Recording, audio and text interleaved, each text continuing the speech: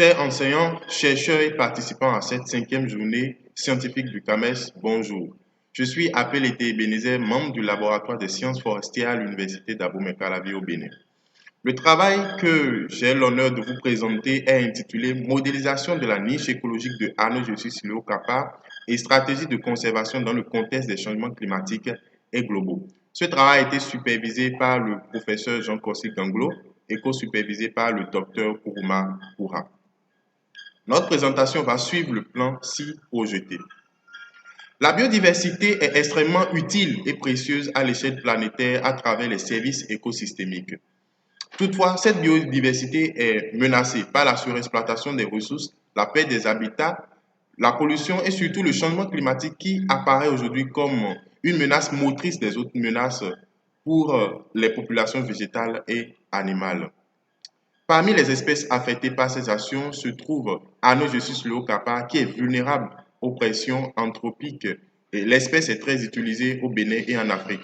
Les modèles de niche écologiques sont aujourd'hui exploités pour prédire les distributions géographiques et prévoir les effets des changements environnementaux. Pour donc tenir compte de toutes les incertitudes liées aux projections, les études antérieures sur la distribution de Anogesus leucapa ont été donc affinées en ajoutant plus de données d'occurrence et en comparant les résultats de différents algorithmes de modélisation. Parlant des objectifs de façon spécifique, nous avons caractérisé les formes et valeurs d'usage de Anogesus leucapa et modélisé la répartition spatiale et la niche écologique de l'espèce dans le présent et après dans le futur. La présente étude a été réalisée au Bénin et les zones climatiques comportant les 10 phytodistricts du Bénin ont été donc considérées. Les matériels tels que GPS, boussole, fiches d'inventaire ont permis de faire la collecte de données sur le terrain. En ce qui concerne les matériels pour l'analyse des données, les 5 algorithmes de modélisation ont été utilisés. Il s'agit de MASENT, GLM, GAM, BRT, RF. Le logiciel R a été utilisé pour les tests statistiques et QGIS pour les travaux de cartographie. Les données d'occurrence de Anogesus leucapa ont été téléchargées sur le site de GBIF qui est actuellement très utilisé pour avoir des données sur la biodiversité de par le monde entier. Les données environnementales du présent ont été téléchargées sur le site de WorldClim et celles du futur ont été téléchargées sur AfriClim. En fonction donc des gaps observés au niveau des données d'occurrence téléchargées sur le site de GBIF, nous avons procédé à la collecte de données d'occurrence complémentaires sur l'espèce en allant sur le terrain. Nous avons également fait des enquêtes pour collecter des données ethnobotaniques dans les 10 phytodistricts du Bénin. Le tableau 1, si projeté, montre les paramètres ethnobotaniques calculés. Divers indices ont été donc calculés. En ce qui concerne le traitement et l'analyse des données pour la modélisation, les différentes étapes si projetées ont été suivies. Le modèle obtenu dans le présent pour chaque algorithme de modélisation a été projeté dans le futur à l'horizon 2055 sous les scénarios SCP 4.5 et 8.5. Résultat. Chers participants, 5 parties de Anogesus leucapa sont exploitées par la population enquêtée. Et nous pouvons observer que le tronc est la partie la plus utilisée.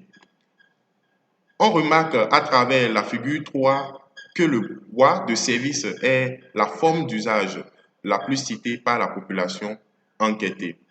Les différentes formes d'usage que j'ai projetées tout à l'heure varient également en fonction des phytodistricts. C'est ce que nous révèle la projection des phytodistricts sur le système DAS factoriel 1 et 2 en lien avec les formes d'usage de Anogesus leucapa. Abordons à présent la performance des modèles. Les différentes valeurs des tests statistiques effectués, à savoir AUC, TSS et CORE, pour les 5 algorithmes de modélisation, je rappelle, MASENT, BRT, GAM, GLM et RF, attestent de façon générale d'une bonne qualité des modèles. Modèle de répartition de la niche écologique de Anogesus leucapa avec l'algorithme MASENT. Dans le présent, à l'échelle de l'Afrique, les aires favorables à l'espèce, ici colorées en vert, couvrent la plupart des pays de l'Afrique de l'Ouest, le sud du Tchad, du Soudan et la Somalie. À l'échelle du Bénin, les aires favorables à l'espèce dans le présent couvrent la plupart des départements du pays excepté une partie de la Takora, de la Donga, de l'Ouémé, du Plateau et de l'Atlantique. Dans le futur, les aires qui seront favorables à l'espèce à l'échelle de l'Afrique, toujours colorées en vert, couvrent la plupart des pays de l'Afrique de l'Ouest, de l'Est et surtout le sud de l'Afrique.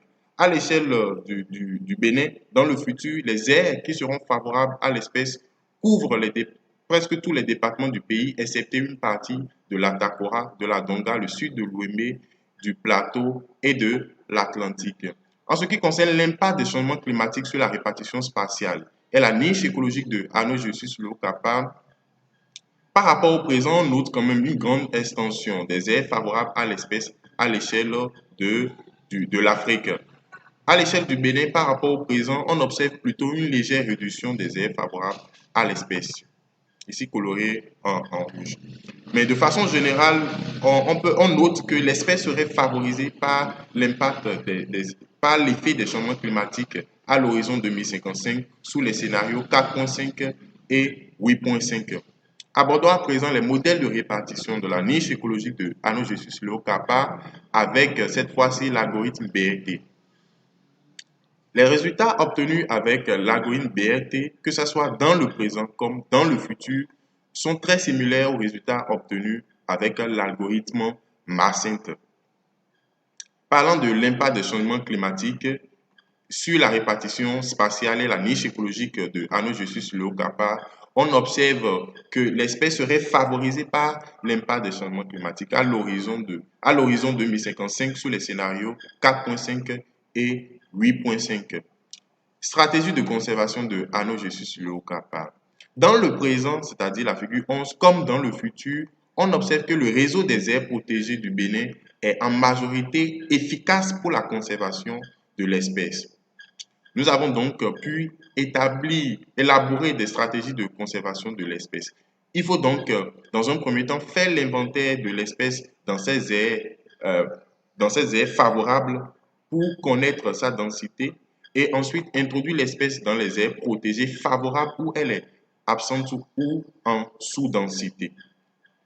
Les résultats que nous avons obtenus donc nous ont permis d'élaborer des stratégies, de connaître d'abord les aires favorables de l'espèce et d'élaborer ces stratégies. Discussion.